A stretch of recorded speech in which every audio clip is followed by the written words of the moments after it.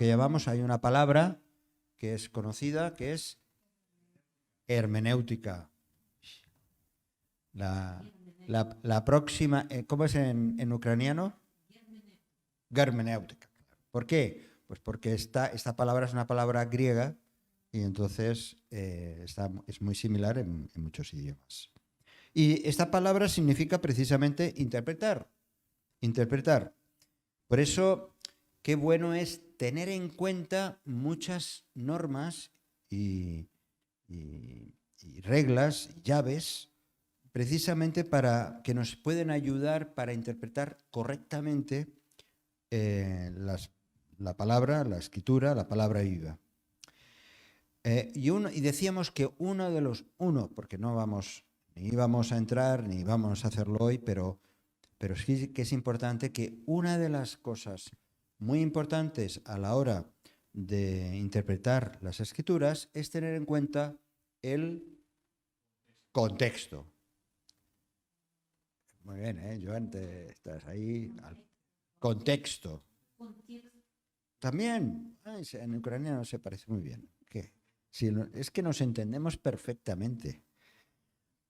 Contexto es todo aquello que está alrededor de una palabra, de una frase, de un libro, de una situación, de una historia, etc.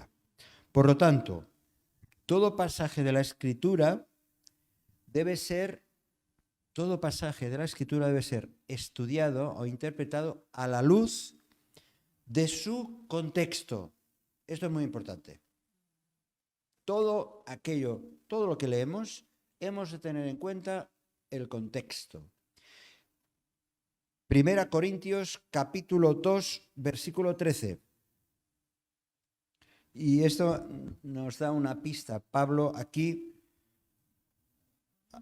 1 Corintios capítulo 2, versículo 13.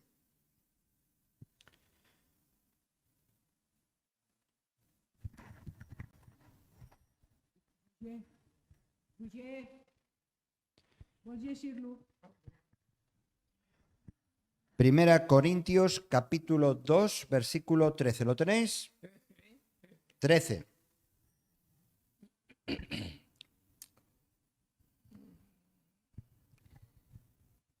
I no parlem d'aquests dons amb un llenguatge après de la saviesa humana, sinó amb el que hem après de l'Esperit, ja que esperem les coses espirituals en termes espirituals. Molt bé. En catalán dice, esperem, en termes espirituals, en paraules espirituals. O acomodando, dice una versión, acomodando lo espiritual a lo espiritual. Hay diferentes versiones explican un poco más esto. Hay otra versión que dice adaptando los pensamientos espirituales a las palabras espirituales. Los pensamientos de Dios, acomodándolo, adaptándolo a las palabras espirituales. Y eso nos da un enfoque de la importancia del contexto. La interpretación de la Biblia, decíamos, se basa en la observación. Yo observo el texto, cuando me acerco a la palabra, si quiero entender, tengo que observar qué es lo que dice. Por eso, si de verdad quiero aprender de la palabra, tengo que dedicarle tiempo. ¿Cuánto tiempo buscamos o pasamos buscando y observando qué es lo que quiere decir esto? ¿Qué es lo que dice? Simplemente me quedo con las palabras bonitas, las que me gustan, o qué hay detrás de eso. Y eso nos va a ayudar a disfrutar de la palabra.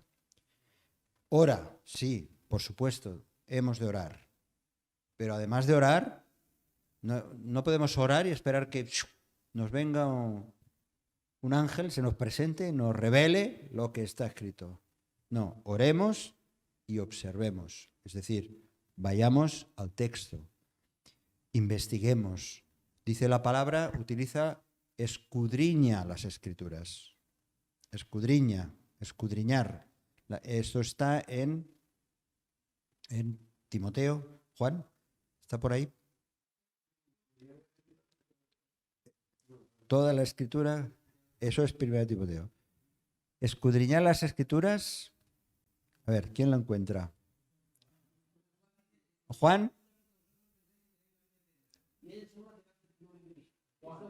Juan, es Juan. ¿Y alguien tiene la cita de Juan? Escudriñar el Evangelio de Juan. Yo también, claro. A ver, venga, que sois unos estudiantes, pero perfectos. Juan. Para eso, por ejemplo, qué bueno es que en las Biblias seis Biblias de estudio con la concordancia. Nos ayuda mucho la concordancia. ¿Sí? ¿Sabéis lo que es la concordancia? Muy bien. Bueno, desde aquí damos... ¿Sí? ¿Lo tenéis? ¿El texto de Juan? ¿No lo tenéis? Bueno, no os preocupéis, no os preocupéis. Vamos adelante. Vamos adelante. Nos quedamos con esto.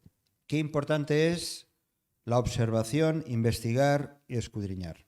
Bueno, vamos a ver un poco, porque esto tiene mucho que ver con lo que al final vamos a estar viendo. El contexto de los libros. Cada libro, cada epístola, cada libro del Antiguo Testamento, cada carta o epístola del Nuevo Testamento, cada uno de ellos tiene su propio contexto, ¿verdad? Es decir, cada uno de ellos está dentro de una historia, está dentro de unos hechos que lo hacen diferente de otros libros. ¿Sí? Su estilo literario es diferente. No podemos decir, por ejemplo, que el libro de los jueces se parece en algo, yo qué sé, tiene alguna similitud con el libro de Job, ¿verdad? Son muy distintos. Y no podemos decir que Job, el libro de Job, tampoco se parece yo que sé, a cualquier epístola, a cualquiera de las cartas de Pablo. Cada una tiene su estilo, tiene su línea argumental, tiene su contexto, aunque el plan de Dios se va mostrando a lo largo de todos los libros y el plan de Dios de la redención del hombre se puede ver a lo largo de toda la Escritura. Ahora bien, si queremos de verdad profundizar, si queremos escudriñar, si queremos entender mejor un libro de la Biblia, ¿qué hemos de tener en cuenta entonces? ¿Qué nos ayudará un poco más? Además, por supuesto, de orar y pedir la guía del Espíritu Santo. ¿Qué hemos de hacer? Pues básicamente hemos de hacer todo lo que esté a nuestro alcance. Todo lo que podamos hacer, todo lo que esté a nuestro alcance, hagámoslo. Hay Biblias, estoy hablando del contexto de un libro. ¿Sí?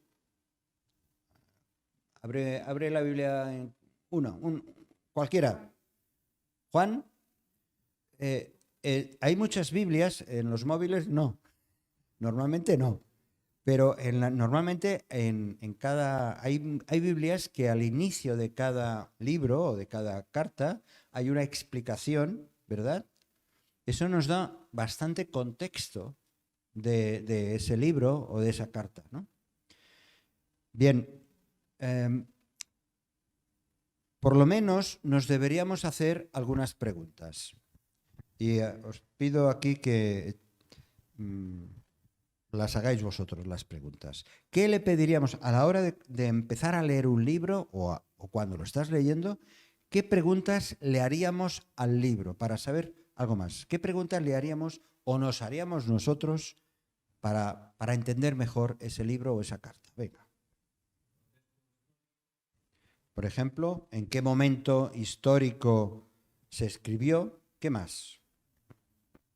Venga, otra. Sí, no lo digas todo tú, ya sé.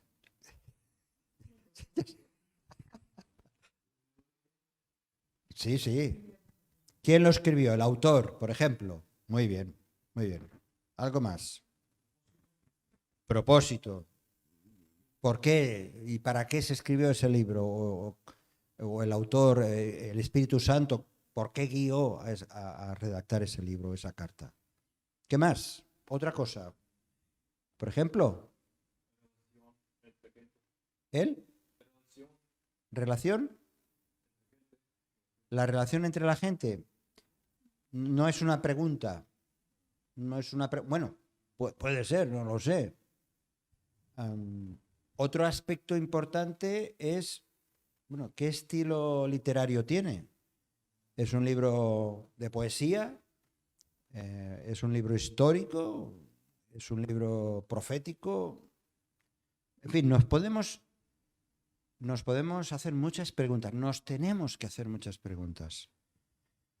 Ahora, una de las cosas que no podemos olvidar es que en la Biblia hay, lógicamente, al ser, sobre todo el Antiguo Testamento, los libros del Antiguo Testamento, de una cultura oriental y justamente hebrea, de una manera muy específica, hay muchas alegorías.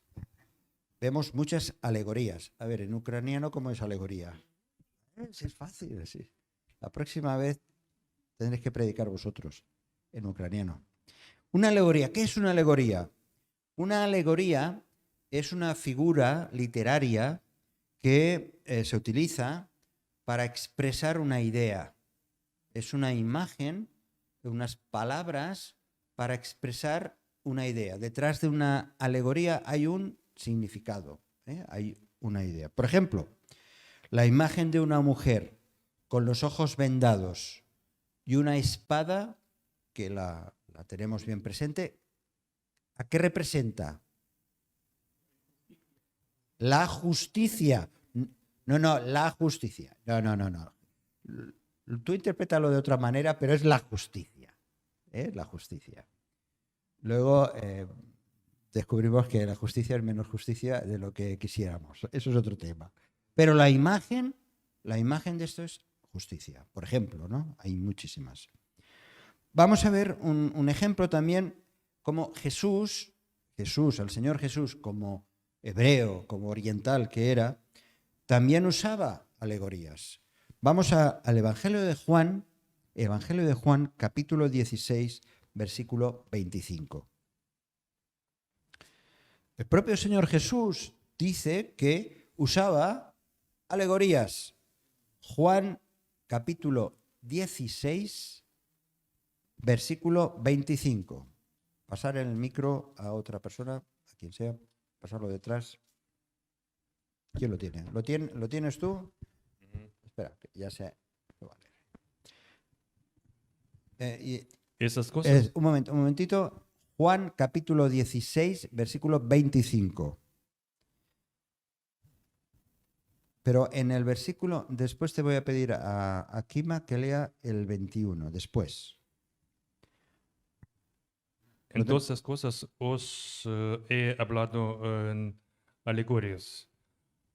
La hora viene cuando ya no es hablaré por alegorías, sino no claramente os anunciaré acerca del Padre. ¿Ves? Jesús dice, mira, os he estado hablando en alegorías. Bueno, entonces, y por cierto que me parece que solamente hay otro pasaje en la Escritura que nos habla utiliza esta palabra, alegorías. Y entonces Jesús dice, os he estado hablando de alegorías. Por ejemplo, ¿qué alegoría nos ha estado acababa de hablar a sus discípulos? Vamos a leer ahora el versículo 21, pero con el micro. No, el versículo 21. Pero con el micro, por favor. Kima.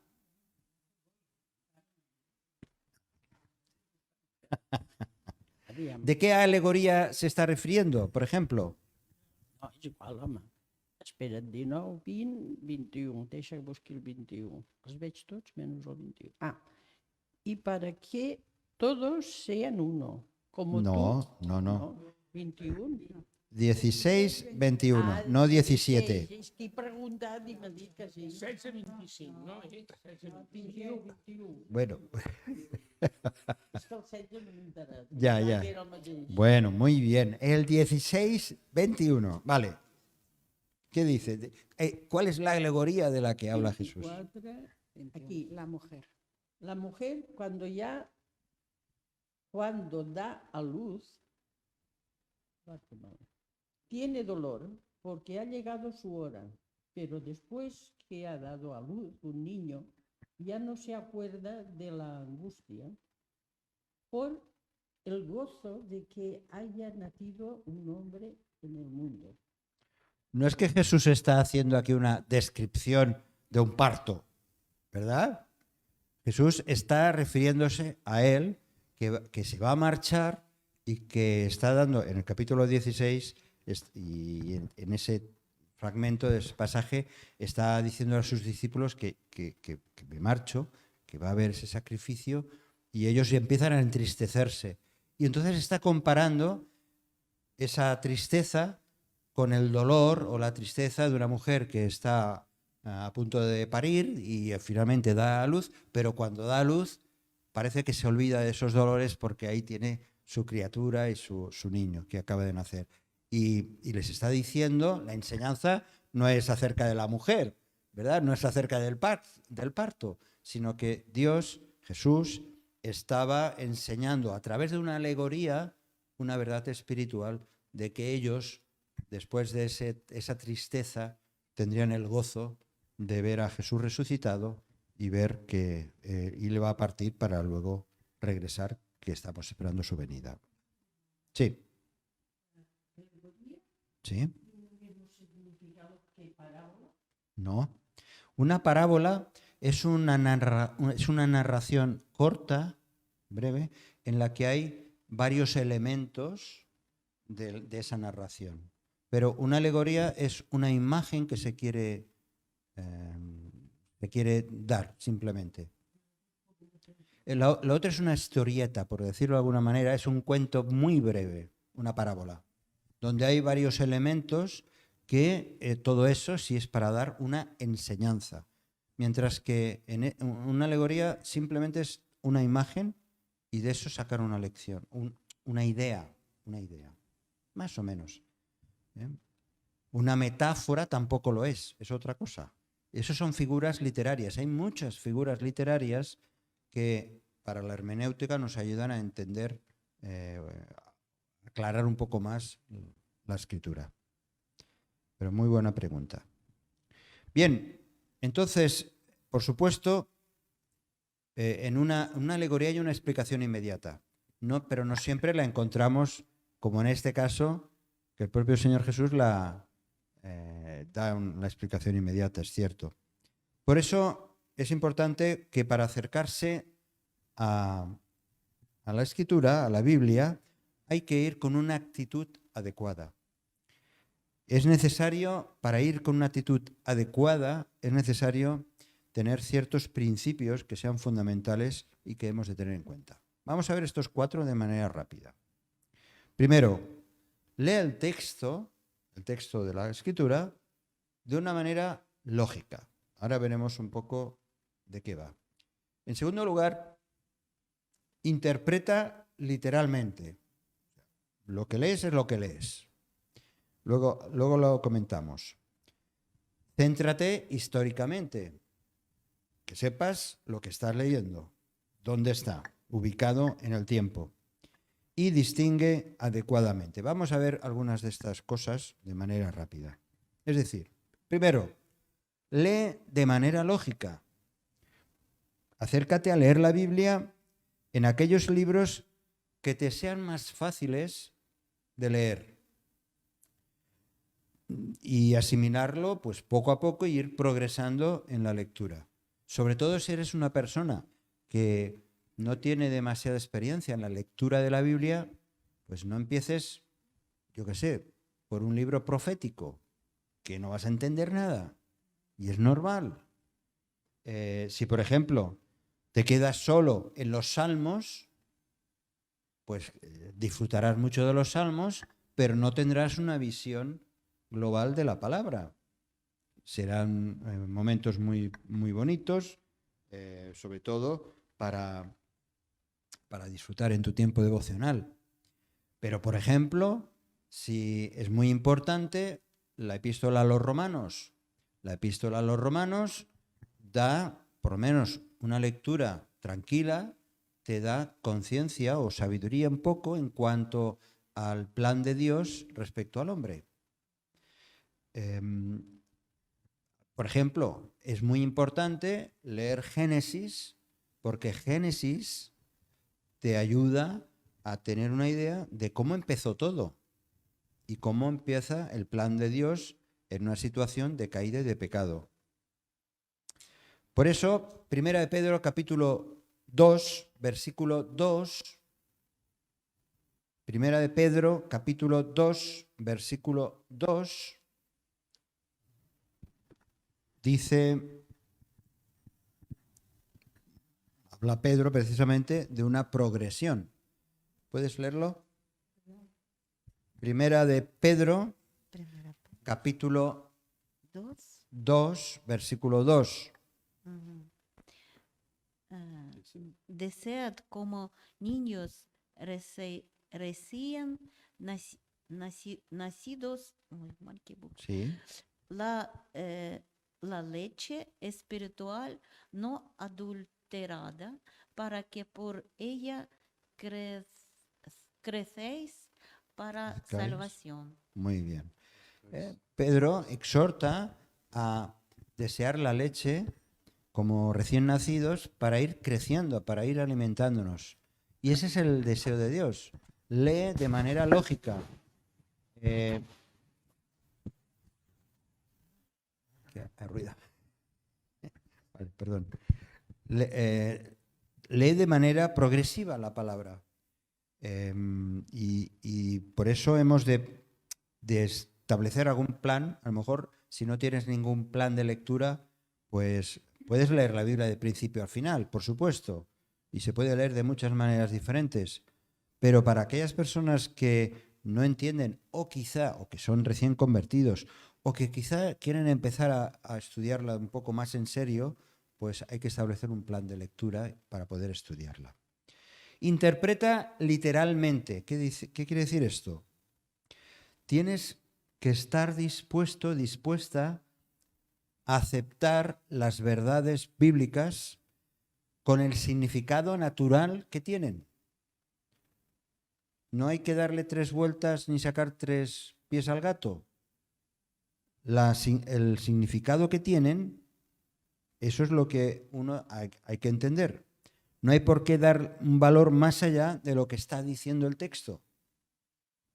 Muchas veces lo más obvio es lo que dice, no lo que quiere decir. ¿Entendéis lo que digo? Muchas veces simplemente la lectura, lo que está diciendo es lo que está diciendo, no es lo que a lo mejor pensamos que quiere decir. Es más fácil, sobre todo en los textos que son más sencillos, es más fácil aceptar lo que estás leyendo que imaginarte otra cosa.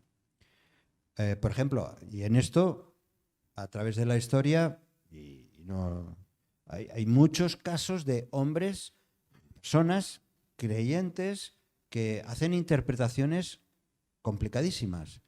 Por ejemplo, eso lo sabemos también por otros canales, ¿no?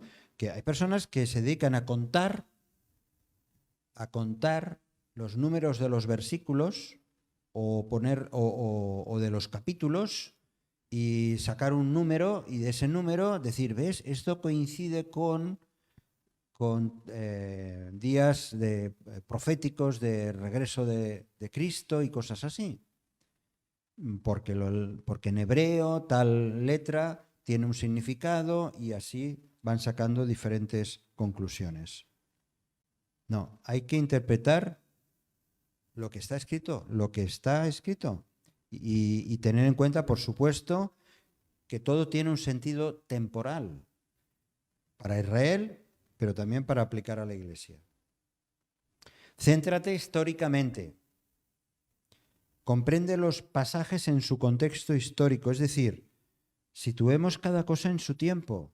Cuando leemos, el profeta Oseas, ese libro fue escrito en tiempos de Oseas, no en el siglo I. de la era cristiana. Eso significa, pues, que si leemos teniendo en cuenta el hecho histórico, sabremos muy bien que, por ejemplo, la historia bíblica pues, habla en unos momentos determinados de Babilonia, habla de los fenicios, de los cananeos, habla de Egipto, de Palestina. Cada país, cada nación, cada imperio tuvo su tiempo. Entonces hemos de entender la lectura de cada historia en su tiempo. Porque si no es así, la liamos, confundimos. Sería muy importante, los hay, y si alguno de vosotros quiere tenerlo o quiere saberlo, me lo dice. Hay bosquejos históricos que son paralelos a la historia de la Biblia. Cuando digo bosquejos me refiero a que conocer los reyes sumerios, asirios, babilónicos, griegos, romanos, todo eso, incluso historias paralelas de otras culturas, y ponerlos en paralelo y ver en qué momento esos hechos bíblicos coinciden con otras historias, del hombre, ¿no? ¿Por qué todo esto? Porque nos ayuda bien a ubicar que lo que leemos está en su momento escrito y el Señor inspiró a hombres en esos momentos determinados. Y lo hemos de interpretar, lo hemos de entender en función de eso.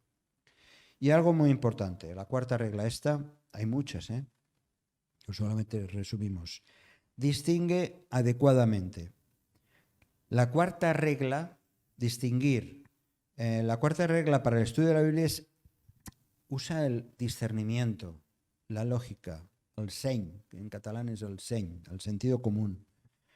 Entiende claramente, por ejemplo, la diferencia que hay del mensaje que Dios daba al pueblo de Israel y el mensaje que Dios da a la iglesia.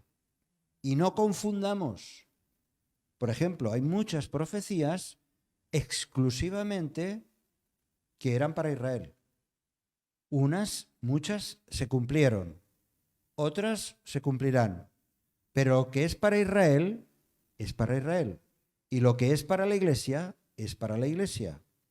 Usa el discernimiento, usa el sentido común. Dios habla claramente en muchos momentos para el pueblo de Israel. Y el error es que muchas veces también confundimos palabras. Otra cosa es que saquemos una lección espiritual que queramos sacar o que entendamos que también el Señor nos habla de alguna manera muy personal, pero lo que son palabras dirigidas al pueblo de Israel son para Israel. Y lo que es para la iglesia, la iglesia. Por ejemplo, ¿cuáles podrían ser las diferencias entre el pueblo de Israel? Venga, va, ayúdame. Entre el pueblo de Israel y la iglesia, por ejemplo. Diferencias que hay entre el pueblo de Israel y la iglesia.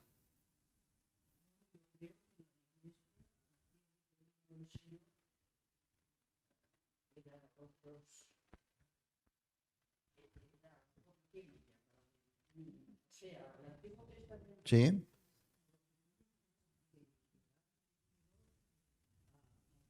Al pueblo de Israel.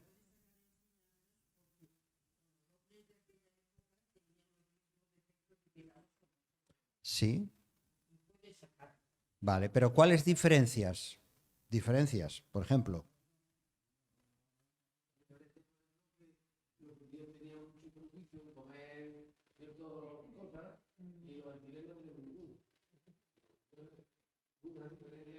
Bueno, porque tenían que cumplir unas leyes y la iglesia no tiene que cumplir esas leyes. Por ejemplo, bueno, ¿alguna cosa más? Estamos dando, es que de eso se trata, de pensar un poquito. Claro. Diferencias. El cordero. Sí, sacrificios.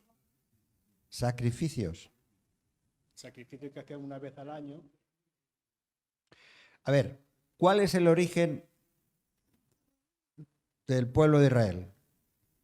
Tenían que ser todos judíos. Y la iglesia, El pueblo de Israel, todos judíos. Sí, el pueblo de Israel sí. Otra cosa es que alguien se quiera hacer judío, pero originalmente Eran judíos. tienen que ser judíos, o son judíos, o eran judíos. Después ya fue Y para el pueblo y la iglesia de Cristo, Es de todos. de todos. No hay judío, no hay gentil, no hay esclavo, no hay libre, todos iguales. Antes era la ley y con Cristo era la gracia. Por ejemplo. Entonces el pueblo de Israel tenía que someterse a la ley, mientras que la iglesia vive en otro pacto, el pacto de la gracia. También otra de las diferencias sustanciales es el destino. El destino de Israel tiene un destino, un final, o ha de pasar por un destino final que el de la iglesia. La iglesia es rescatada, es formada por hombres y mujeres de todas las naciones, de todas las tribus, de todo lugar, y aquellos que cuando Jesús venga, todos, y aquellos que todavía estén presentes y aquellos que resuciten irán a estar en la presencia de Dios, mientras que los judíos, y esto lo estuvimos viendo otro día, ¿no? Han de pasar por la gran tribulación. Es un destino distinto, que la iglesia no pasará por la gran tribulación. De esto estuvimos hablando bastante hace unas Eran cuantas los semanas. 144.000 sellados, ¿no? Sí, exactamente. Eran Sí, sí. judíos, Ujú. solteros y estaban... Eso de solteros, no sé. Sí, lo pone, bueno, lo da a entender ahí. Bueno, Sí, sí, bueno, en el texto. no, esos no, claro, los convertidos no. Pero después de la gran tribulación hay un tiempo de redención y de oportunidad para los judíos. Bueno, lo que estamos viendo es que Dios tiene un trato distinto durante una etapa muy larga, y en cambio la iglesia tiene otra manera de funcionar. Bueno, todo esto es, ¿por qué lo digo? Porque a la hora de leer pasajes, que entendamos bien que aquello que es para Israel, y lo que es para la iglesia, es para la iglesia. ¿Sí? Bien, en términos generales, vamos a avanzar. Y vamos a ir a un aspecto muy práctico, ahora mismo. El martes pasado presenté una hoja, generé ahí un problema, ¿no? Pero bueno, hoy no será tan complicado. Mirar, vamos a ir a un aspecto muy práctico. Estoy hablando de conocer el contexto de un libro para entender bien cuando lo voy a leer qué es lo que quiere decir ese libro, qué es lo que quiere comunicar, cómo es el Señor se ha revelado a través de ese libro. Bien, durante los 40 días que empezaremos el próximo lunes, vamos a estar leyendo en el diario devocional, vamos a tener un plan de lectura de 2 libros. 2 libros. Los 2 libros de los 40 días. Y ahora vamos a explicar muy brevemente algunos principios acerca de estos 2 libros para que cuando tú vayas a hacer la lectura, porque vas a hacer la lectura de estos 2 libros durante los 40 días, pues vamos a explicar brevemente algunos aspectos que son interesantes para ayudarnos a la hora de leer, tener en cuenta. Sí, es verdad. Este libro, su trasfondo es este. ¿Vale? Vamos a ver algunos ejemplos. Esos 2 libros, ¿cuáles son? Será Éxodo y Hechos de los Apóstoles. Pero tú lo sabes perfectamente, claro. Es que Luda lo ha estado traduciendo todo el diario devocional al ruso. Así que va a ser tremendo. Bien, estos 2 libros tienen una característica similar, que son 2 libros históricos. Son 2 libros históricos. Están catalogados, Éxodo es uno de los libros históricos, mientras que en el Antiguo Testamento, mientras que Hechos de los Apóstoles es el único libro que es considerado histórico. aunque los otros también tienen, algunas cartas tienen bastante historia. Bien, los dos libros son históricos. Uno, Éxodo, tiene que ver con el inicio de la identidad como nación del pueblo de Israel.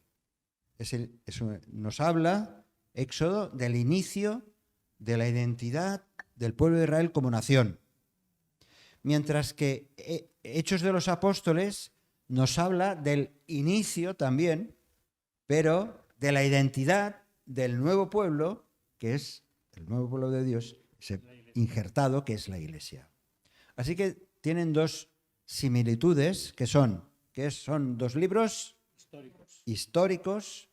El primero nos habla del inicio del pueblo de Israel y el segundo del inicio de la Iglesia. Y en ambos casos, lo que es muy evidente es que la palabra de Dios, que es el lema de estos 40 días, la palabra viva, se ha reflejado de una manera muy evidente. Y eso lo vamos a ir viendo a lo largo de estos 40 días. Así que vamos a ver muy rápidamente algo acerca de estos dos libros. Primero, de Éxodo. En Éxodo es cierto que vamos a leer solo 14 capítulos del libro de Éxodo en estos 40 días. Vamos a leer los 12 primeros capítulos de Éxodo y luego daremos un salto y leeremos el capítulo 19 y 20, que es cuando Dios dio la ley o los 10 mandamientos al pueblo de Israel a través de Moisés.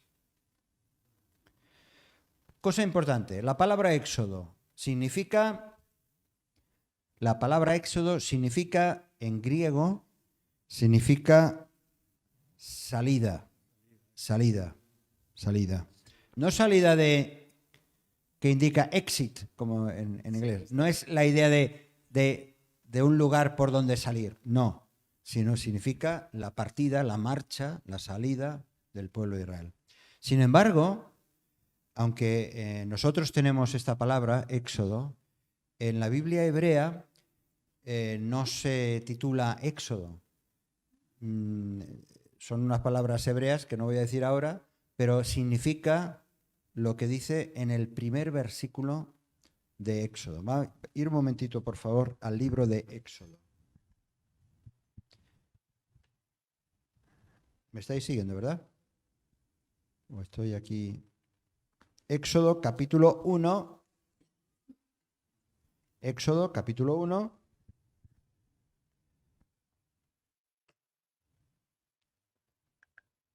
Las primeras palabras del versículo 1. ¿Quién lo tiene? ¿Lo tienes ahí? Sí. Estos son los nombres de los Sí, hijos. hasta aquí. Y estos son los nombres. El título del libro en la Biblia hebrea es este.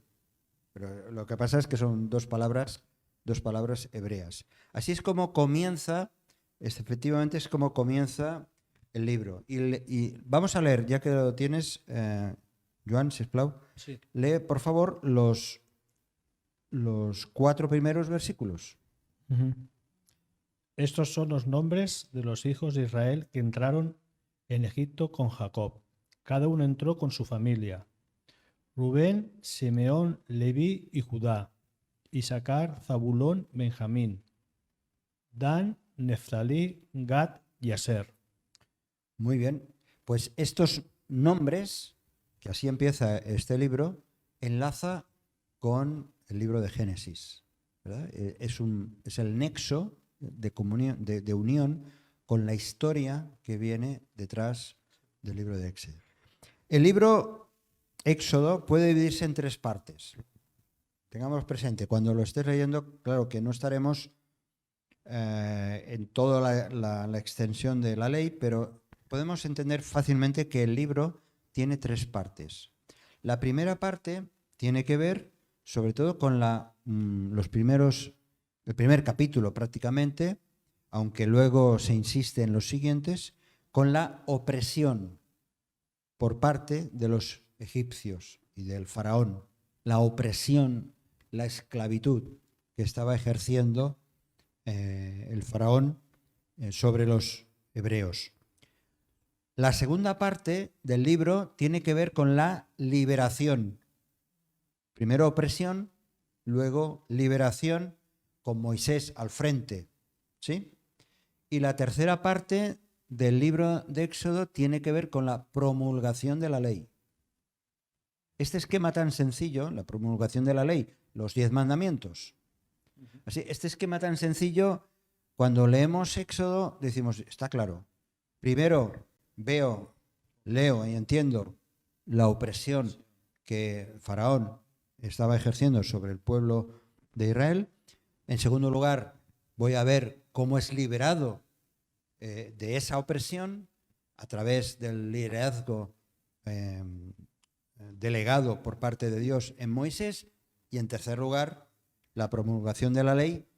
Y luego vendría todo el desarrollo que aparece en Levítico y Deuteronomio, etc. La opresión, vamos a ver un poco en detalle de estos 3 puntos. ¿Sí? Vamos a hacerlo un poquito rápido. En primer lugar, la opresión, dice Éxodo capítulo 1, versículo 8. ¿Lo lees? ¿Quién lo lee? ¿Lo lee Silvia? ¿Juan? ¿Quién lo lee? Versículo 8. Sí. Entre tanto, se levantó sobre Egipto un nuevo rey que no conocía a José, Vale. y dijo a su pueblo, Etcétera. Se levantó un nuevo rey. Ese nuevo rey dice que no conocía a José. Ese nuevo monarca fue el fundador de una dinastía. ¿Sabéis una dinastía qué es? Sí, exactamente. Tenemos los Borbones aquí en España. En fin, sin comentarios.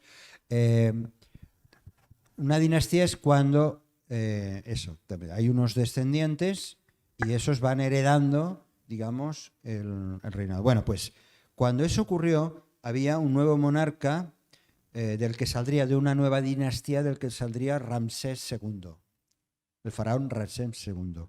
Pero que fue este fue el gran opresor del pueblo de Israel, Ramsés II.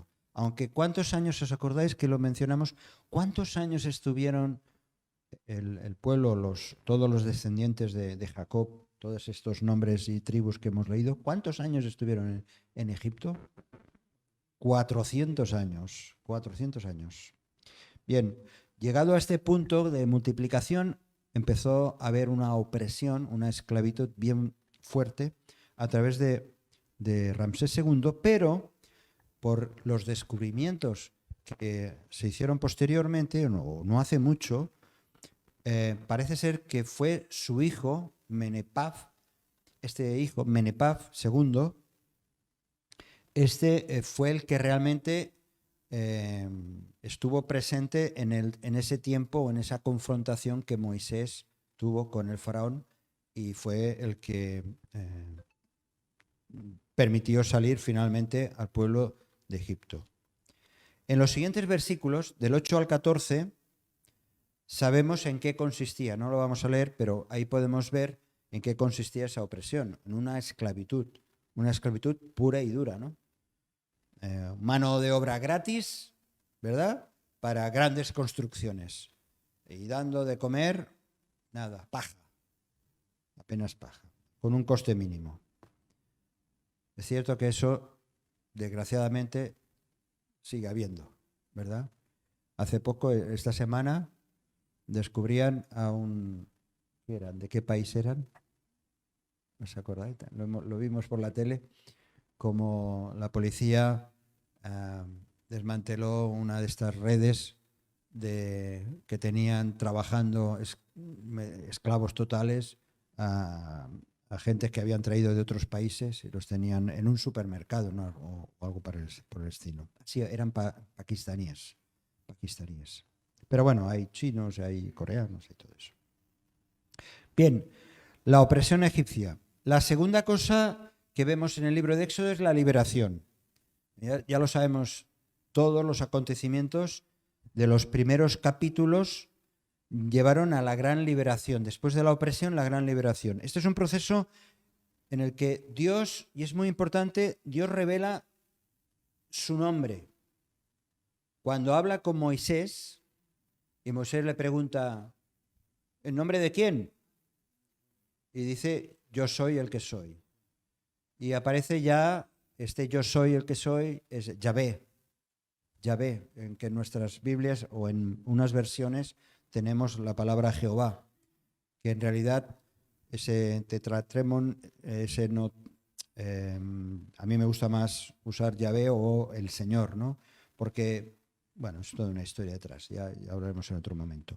Pero en cualquier caso, en esta parte de Éxodo ya aparece la identidad, el nombre más sagrado que se ha utilizado y se utiliza de Dios, de la divinidad. Yo soy el que soy. Y también vemos las plagas. Mirad, las plagas las vemos y nos asustamos cuando las leemos, ¿verdad?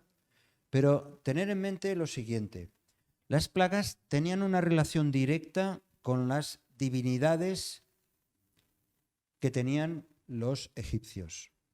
Por ejemplo, la primera plaga, la del río, ¿verdad? La del río ensangrentado. El río, para los egipcios, tenían un culto especial al río porque era vida y adoraban al río. Luego vienen después las ranas. Las ranas también eran sagradas y Dios castiga diciendo, esto es sagrado para vosotros, pues ahora veréis. Lo mismo pasaba con los piojos. Los piojos era al contrario. Los piojos eran insectos para los egipcios inmundos. Pues ahí, insectos inmundos, piojos. Las moscas eran consideradas por los egipcios como sagradas. ¿Queréis? Pues ahí tenéis más moscas. Lo mismo, se convirtieron en un auténtico tormento. El ganado también sagrado y cayeron muertos ante los ojos de los egipcios. Las cenizas, esas cenizas que cayeron, pues, ¿sabéis? Los sacerdotes egipcios las utilizaban para bendecir al pueblo, bendecir a los animales, así. Pues ahora veréis.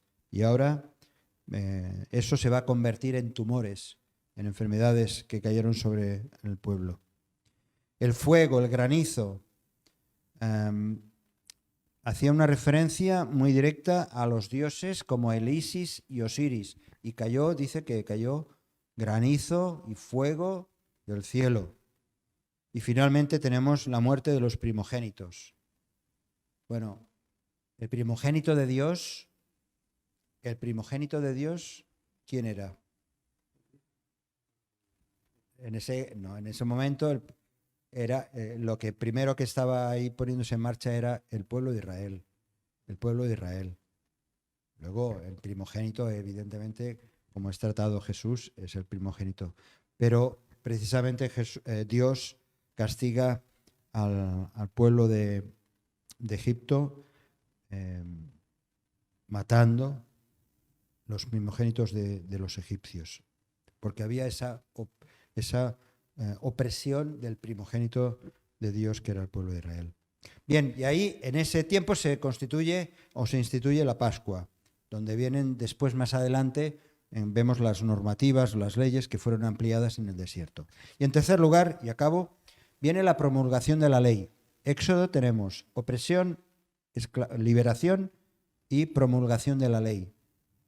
Y en la soledad del desierto se promulga la ley de los 10 mandamientos, que eso lo encontramos en los capítulos 19 y 20.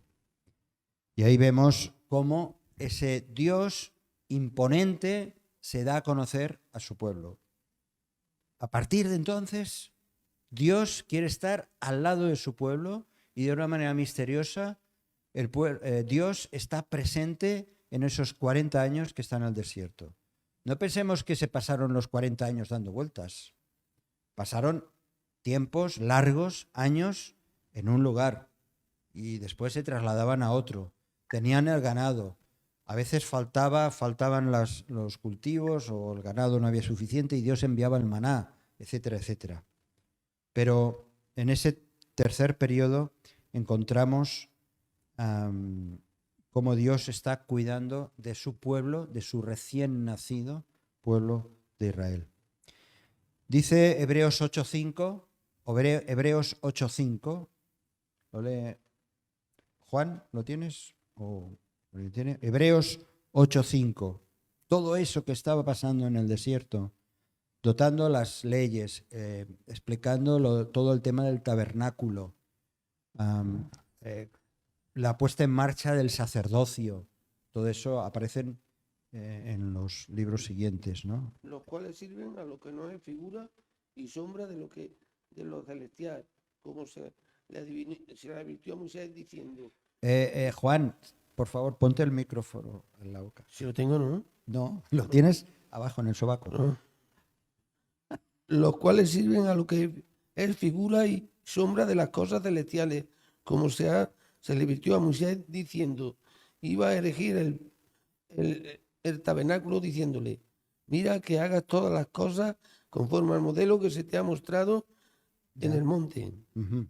Bien, lo que está diciendo es que todo eso, lo que estaba pasando en el desierto, todas esas instrucciones a Moisés, que era para el pueblo de Israel, todo eso eran sombras de las cosas espirituales, de la realidad espiritual que nosotros vamos a participar. Bien, y podríamos hablar de otros detalles.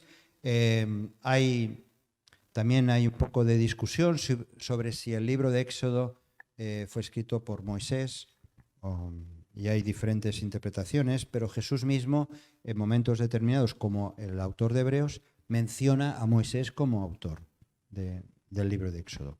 El libro de los Hechos de los Apóstoles, vamos a ir rápido, está después de los Evangelios, es el libro más importante del Nuevo Testamento, aparte de los Evangelios. ¿Por qué es el más importante?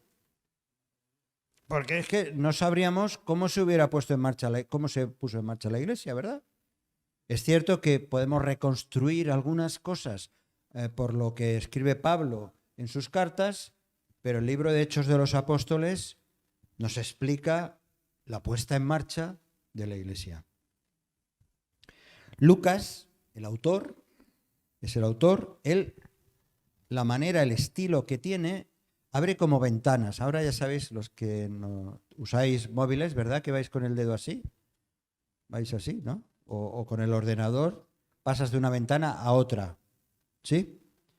Pues Lucas hace algo parecido a eso. Va poniendo ventanas, va abriendo ventanas, va explicando la historia de los primeros creyentes de la iglesia primitiva. Y es curioso porque, ¿cómo se llama? Los Hechos de... ¿Cuántos apóstoles, cuántas historias de los apóstoles podéis leer en el libro de los Hechos de los Apóstoles? ¿Cuántas historias relacionadas con los apóstoles en los Hechos de los Apóstoles?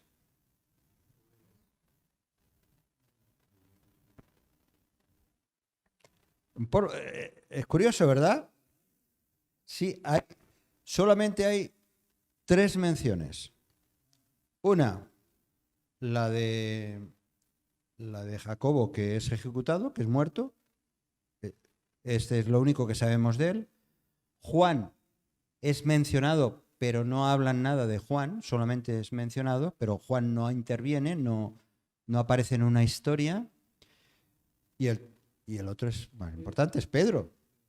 Así que los Hechos de los Apóstoles realmente no explican cómo fue el ministerio de cada uno de los 12. Y lo que sí es cierto es que aparece mucha historia de Pablo, que es ese, como él dice, yo como un abortivo, ¿no? El apóstol Pablo, que tuvo ese encuentro personal y directo con Jesús. Así que los Hechos de los Apóstoles, es cierto, nos habla de la Iglesia, no nos habla tanto del ministerio personal de los Hechos, ¿vale? Y esto lo hemos de tener en cuenta. El autor es Lucas. Sabemos de él que es médico, o tiene frases que él, tanto en los evangelios como en el libro de los Hechos, pues la manera de explicar cosas se deduce que era médico, fue un fiel colaborador de Pablo, lo mencionan en Colosenses, Pablo lo menciona en 3 ocasiones, no lo voy a mencionar ahora porque ya es muy tarde. Lucas dedicó, es interesante que Lucas dedica el libro de los Hechos a alguien, a un personaje. ¿Cómo se llama? ¿A quién dedica su libro? Cuando la primera... Teófilo, no sabemos, dice, porque dice excelentísimo Teófilo, ¿no?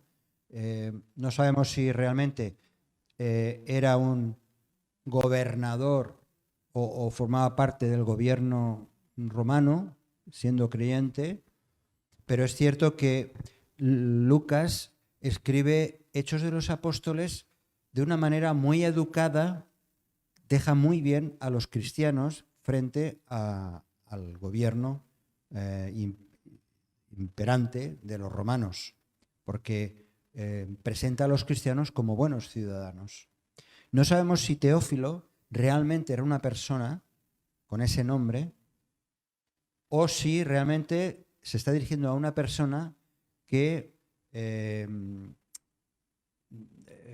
no da su nombre verdadero, porque Teófilos es una palabra compuesta de 2 palabras griegas, que es theos, que habla de theos, habla de Dios, y filio, que habla de amor. Y parece, si lo traducimos, esa palabra, Teófilo, es aquel que ama a Dios. El que ama a Dios. Así que no sabemos realmente, no se sabe realmente si fue un personaje o si era por así decirlo, un seudónimo de la persona a la que se estaba entregando este libro. Bien, el propósito de este libro, Lucas se esfuerza mucho en presentar a los cristianos como buenos ciudadanos, como es el caso de Pablo. Pablo enseguida defiende su ciudadanía romana y con eso le da acceso a llegar hasta Roma. Pero sobre todo el objetivo de Lucas es mostrar que el Evangelio es para todos los países del mundo, no solo para los judíos. Tenemos la historia de Felipe y el eunuco. La historia habla de la iglesia entrando en Antioquía. Habla de Pedro y Cornelio. El mensaje, el sermón de Esteban es un mensaje global que abarca a todo el mundo. Los viajes misioneros de Pablo.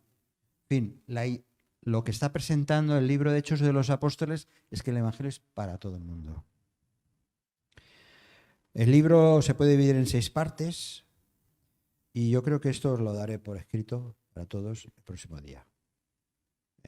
Lo compartiré, haré un resumen de esto y lo entregaré para todos los miembros de la Iglesia cuando el próximo domingo entreguemos el diario devocional, que ya lo tenemos en una caja ahí listo para ser repartido.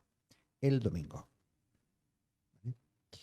Muy bien, pues hasta aquí hemos estado intensamente. Y esto no se acaba, porque el tema de la hermenéutica no tiene fin. Esto solamente son, una pincelada pequeñita. Si este mensaje te ha bendecido o te ha ayudado en algo, puedes suscribirte a nuestro canal de YouTube. También conocerás nuestra comunidad, la Asamblea Bíblica del Camp de Tarragona, en Cambrils, España, a la que estás cordialmente invitada o invitado. También puedes seguirnos por las redes sociales. Los enlaces los encontrarás aquí abajo y podrás visitar nuestra página, así como conocer nuestros programas radiales y podcasts de Yum Radio. ¿Qué? ¿Te suscribes ya a nuestro canal?